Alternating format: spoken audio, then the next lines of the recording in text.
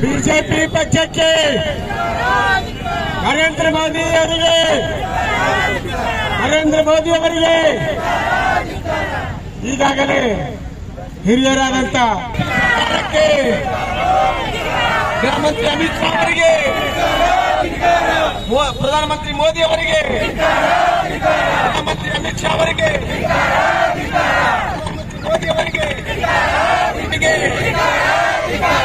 ಸನ್ಮಾನ್ಯ ಶ್ರೀ ಮಲ್ಲಿಕಾರ್ಜುನ್ ಖರ್ಗೆ ಸಾಹೇಬರಿಗೆ,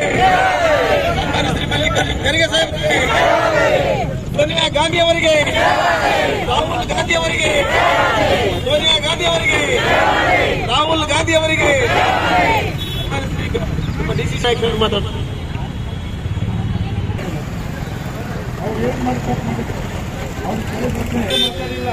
ಸಂಸತ್ತಿನಲ್ಲಿ ಬಂದೊಂದು ಹೇಳಿಕೆ ಕೊಡೋದ್ರೆ ಪ್ರಧಾನಮಂತ್ರಿ ಹೋದ್ರು, ಅದರಿಂದ ಗೃಹಮಂತ್ರಿ ಕೇಳುವಂತವರಿಗೆ ಅವರು ಉತ್ತರ ಕೊಡಬೇಕಾಗಿತ್ತು. ಅದನ್ನು ಬಿಟ್ಟು ಸಂಸತ್ತಿನಿಂದ ಹೊರಗೆ ಹಾಕಿತ್ತು.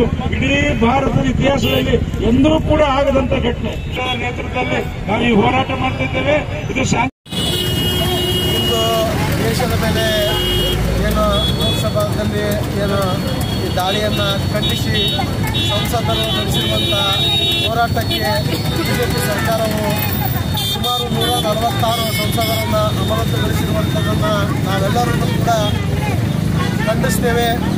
ಹಾಗೂ ಈ ಒಂದು ದೇಶದ ಇತಿಹಾಸದಲ್ಲೇ ಮೊಟ್ಟ ಮೊದಲ ಬಾರಿಗೆ 146 ಸಂಸದರನ್ನು ಅಮಾನತುಗೊಳಿಸಿರುವಂಥದ್ದು ಇತಿಹಾಸ ಅಂತಲೇ ಹೇಳಬೇಕಾಗುತ್ತೆ.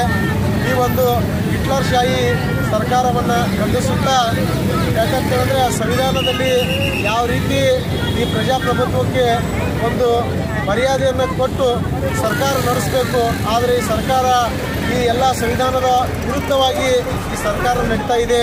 ಅದಕ್ಕೆ ಇಡೀ ದೇಶಾದ್ಯಂತ ನಮ್ಮ ಕಾಂಗ್ರೆಸ್ ಪಕ್ಷದ ವತಿಯಿಂದ ಇಂದು ಪ್ರತಿಭಟನೆಯನ್ನು ಹಮ್ಮಿಕೊಳ್ಳುತ್ತಿದ್ದೇವೆ. ಇವತ್ತು ಬಿಜೆಪಿ ಸರ್ಕಾರಕ್ಕೆ ಕೇವಲ ಎರಡು ಪ್ರಶ್ನೆ. ಒಂದು, ಈ ಸಂಸತ್ ಮೇಲೆ ದಾಳಿ ಆಗೋದಕ್ಕೆ ವೈಫಲ್ಯಕ್ಕೆ ಕಾರಣವಾಗಿರ್ತಕ್ಕಂಥ ಅಮಿತ್ ಶಾ ಅವರನ್ನ, ಗೃಹ ಮಂತ್ರಿ ಅವರನ್ನು ಏನು ಅವರು ಒಂದು ರಾಜೀನಾಮೆ ಕೊಟ್ಟು ಹೊರಗಡೆ ಬರಬೇಕು.